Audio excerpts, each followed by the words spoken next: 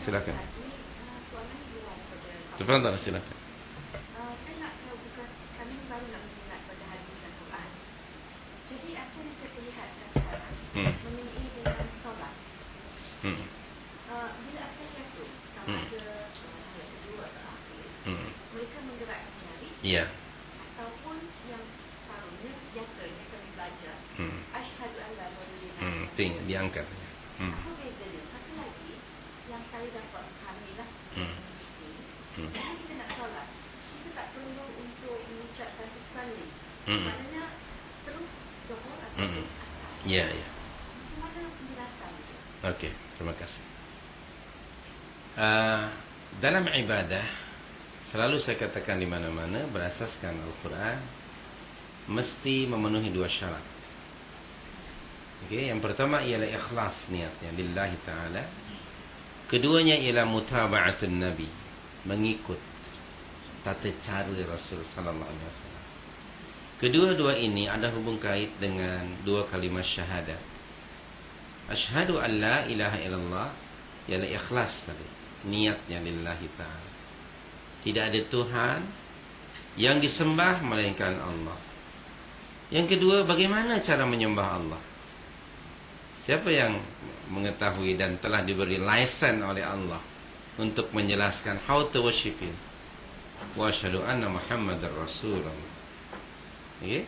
Dari ibadah tidak akan diterima oleh Allah unless kita mengikuti petunjuk Rasul sallallahu alaihi wasallam. Disebut mutaba'atun nabi. Untuk kedua-dua ini ada di dalam surah 18 ayat 110. Dua syarat tu Mana-mana amalan tidak akan dikira sebagai saleh kecuali memenuhi dua syarat. Surah 458. Okey, surah 18 ayat 110. Qala ta'ala faman kana yarju liqa'a rabbih falyamal 'amalan salihan wa la yusyrik bi'ibadati rabbih ahada. Dan juga anda boleh merujuk pada surah 67 ayat yang kedua. Surah Al-Mulk atau Tabarak ayat yang kedua. Qala ta'ala bismillahirrahmanirrahim. Alladzi khalaqal mauta wal hayata liyabluwakum ayyukum ahsanu amala. Jika anda memiliki buku tafsir penjelasan kepada Al-Quran, yang standard ialah saya selalu katakan iaitu tafsir Al-Quranul Azim oleh Ibn Kathir. Sila beli yang English ataupun yang bahasa. Okey, sila beli. Ibn Kathir rahmatullahi alaihi menjelaskan kedua-dua ayat tadi bahawa suatu amalan itu akan dikira saleh dan diterima oleh Allah apabila memenuhi dua syarat. Tadi dalam surah 18 ayat 110, dua syarat itu. Yang pertama ialah ikhlas, diambil dari kalimat wala yusyrik bi'ibadati rabbih ahada, ai katanya al-ikhlas.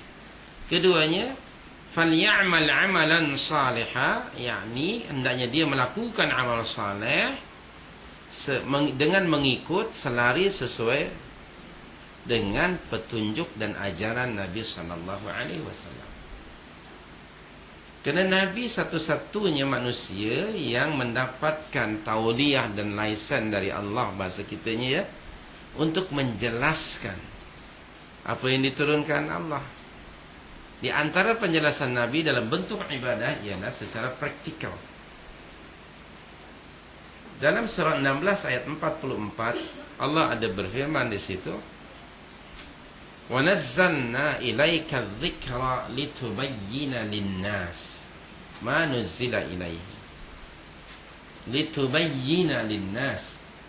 Tugas kamu ya Muhammad sallallahu alaihi wasallam ialah bagi menjelaskan kepada manusia tentang apa yang diturunkan Allah kepada mereka. Di antara penjelasan Nabi ialah dengan perbuatan. Perbuatan Nabi atau apa yang Rasulullah terangkan, Rasulullah jelaskan tu ada tiga jenis penjelasan dari Nabi, aplikasi ayat itu. Yang pertama penjelasan melalui lisan. ucapan Nabi. Disebutlah hadis itu disebut hadis qauli, ucapan Nabi. Anda akan dapati dalam hadis misalnya qala Rasul sallallahu alaihi wasallam, Rasulullah bersabda, berarti ucapan baginda. Yang kedua, penjelasan Nabi melalui pelaksanaan praktikal, itu disebut hadis apa? Fi'li, perbuatan Nabi. Termasuk tadi salat, haji dan lain sebagainya ibadah. Itu disebut fi'li. Bukankah tadi juga kita baca dalam surah 62 ayat 2, tugas Nabi mengajar Al-Quran dan Sunnah? Di antara metodologi pengajaran ialah melalui pelaksanaan. Yang ketiganya yaitu persetujuan Nabi, sikap Nabi, komen Nabi terhadap suatu pekerjaan yang dibuat oleh sahabat. Disebut takriri, hadis takriri. 3 hadis. Baik.